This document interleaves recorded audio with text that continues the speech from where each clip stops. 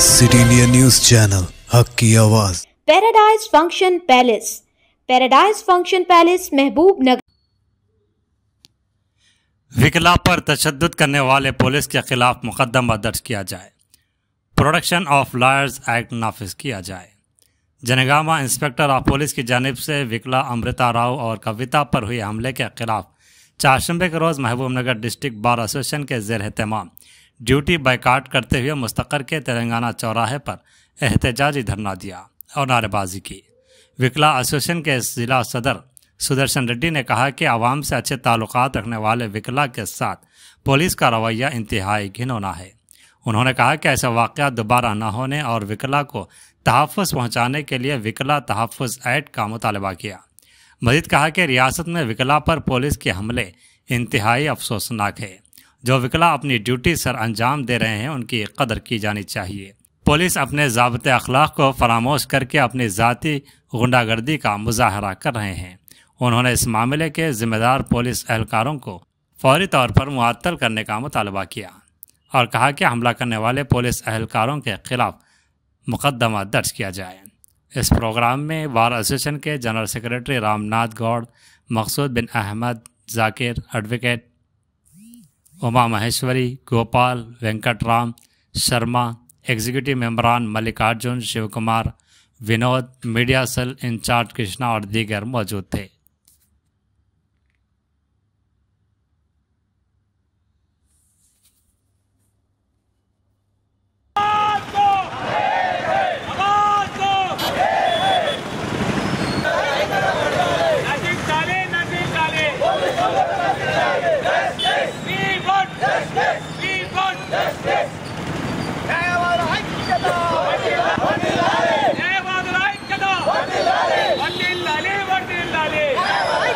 తరపు నుంచి జనగామలో మా తోటి న్యాయవాదులు ఇద్దరు భార్యాభర్తలు రుద్రరావు మరి కవిత ఇద్దరు భార్యాభర్తలు ఇంట్లో ఉండగా ఒక క్లయింట్ ఏదో విషయంలో ఫోన్ చేస్తే స్టేషన్కి వెళ్ళాను.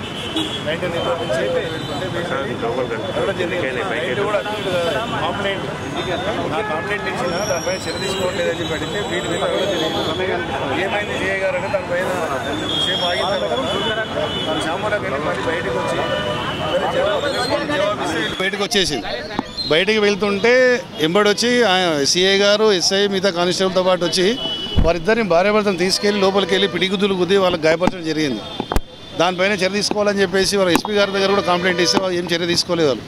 కాబట్టి దాన్ని ఉద్దేశించి న్యాయవాదులపై పోలీసుల దౌర్జన్యాలు అంటే మేము అడ్వకేట్లము ఒక కంప్లైంట్ తరపు నుంచి స్టేషన్కి వెళ్తే కూడా ఒక న్యాయం చేయలేకపోయిన పరిస్థితి ఆ విధంగా పోలీసులు ప్రవర్తిస్తున్నారు. కాబట్టి ఆ చర్యను నిరసిస్తూ మహబూబ్నగర్ బార్ అసోసియేషన్ తరపు నుంచి మేమందరం ఈరోజు కోర్టులోని విధులు బహిష్కరించి ఏదైతే సిఐ గారు, ఎస్ఐ గారు, మిగతా కానిస్టేబుల్ ఉన్నారో వాళ్ళ మహిళా న్యాయవాది అలాగే తోటి న్యాయవాదిపై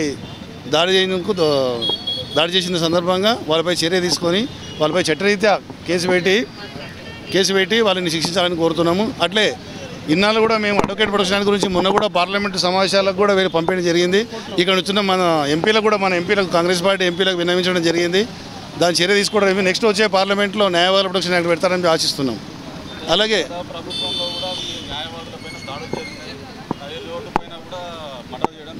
జరిగింది. ప్రస్తుతం ఏంటంటే రేవంత్ రెడ్డి గారి దగ్గర న్యాయశాఖ ఉంది కాబట్టి ఇక్కడ మన తెలంగాణ రాష్ట్రంలో గతంలో కూడా ఒక 15 రోజుల కింద కూడా ఒక న్యాయవాదిపై దౌర్జన్యం జరిగితే దానిపై రిప్రజెంటేషన్ ఇవ్వడం జరిగింది. మా bar association advocates all bar association advocates కూడా రిప్రజెంటేషన్ ఇవ్వడం జరిగింది. దానిపై కూడా వారు స్పందిస్తామని చెప్పారు. నెక్స్ట్ మంత్ ఆగస్టు 15 తర్వాత కూడా అందరి న్యాయవాదులు ప్రెసిడెంట్లతో మీటింగ్ కండక్ట్ చేయడం జరిగింది. దాంట్లో కూడా మా న్యాయవాదుల దాన్ని ఈ చట్టాన్ని తీసుకురావడానికి కృషి చేయమని చెప్పేసి మన సీఎం గారిని అలాగే మన రాష్ట్రం నుంచి ఉన్న ఎంపీలందరూ కూడా కోరుతాం. गाँव में जो वाक़या हुआ है आपको मालूम है, वहाँ के पुलिस वाले 2 एडवोकेट्स जिसमें महिला एडवोकेट भी है। आप जानते हैं कि इंसाफ की रसाई के लिए एडवोकेट्स काम करते हैं और जब ये लोग गए तो उनको मत करते हुए बड़ी बुरी तरह से उनको लूटखोट किया गया और अभी तक कोई एक्शन नहीं लेगा। आपको मैं बताना चाह रहा हूँ कि जब इंसाफ अगर दिलाने के लिए कोई है तो वकील है, अदालतों को जाने वाले कौन है, रुकना है। कल के दिन यही ऑफिसर के ऊपर जो एफआईआर है इनको बेल दिलाना, इनका केस लगना मतलब एक वकील को जाना पड़ता है। लोग ध्यान में रहना चाहिए। एंटी करप्शन ब्यूरो में कितने ऑफिसर आज केसेस फेस कर रहे हैं। इनको अदालत में खुद इंसाफ दिला रहे हैं। इनको इंसाफ दिलाने वाले वकील है।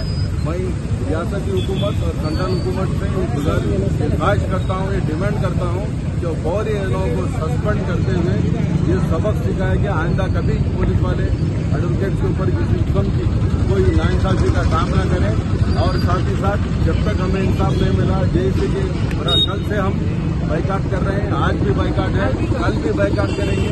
फिर लाए अमल को जो आएगा उस तरीके से जब तक के एडवोकेट प्रोटेक्शन एक्ट हमारे लिए नहीं आएगा हम ये काम करते रहेंगे और इसी तरीके से अदालतों को बाइकाट करते हुए अपना काम करेंगे। అందరికీ నమస్కారం। ఈరోజు నిన్న జరిగినటువంటి సంఘటన జనగాం జిల్లాలో న్యాయవాదుల మీద పోలీసులు చేసినటువంటి ఏదైతే దాడి ఉందో ఆ దాడికి నిరసనగా ఈరోజు మహబూబ్నగర్ బార్ అసోసియేషన్ పక్షాన న్యాయవాదుల సంఘం అందరి తరఫున ఈరోజు ఈ నిరసన కార్యక్రమం చేపట్టడం జరిగింది। ఈరోజు కోర్టులో న్యాయవాదులందరూ విధుల బహిష్కరణ చేసి అక్కడి నుంచి కోర్టు నుంచి తెలంగాణ చౌరస్తా వరకు రావడం జరిగింది। ముఖ్యంగా ఏంటంటే రాష్ట్రంలో ఇటువంటి సంఘటనలు పునరావృతం అవుతూనే ఉన్నాయి। ఇప్పటికే న్యాయవాద దంపతుల హత్య జరిగింది, ఆ తర్వాత వరుస క్రమంలో ఈ యొక్క దాడులు కొనసాగుతూనే ఉన్నాయి। ఇటువంటి దాడులు పునరావృతం కాకుండా ఉండాలంటే న్యాయవాదుల రక్షణ చట్టం తేవాలని చెప్పేసి మేమందరం డిమాండ్ చేస్తున్నాము। ఇప్పటికీ కూడా పోలీసుల యొక్క జులుం న్యాయవాదుల మీద కొనసాగుతూనే ఉంది।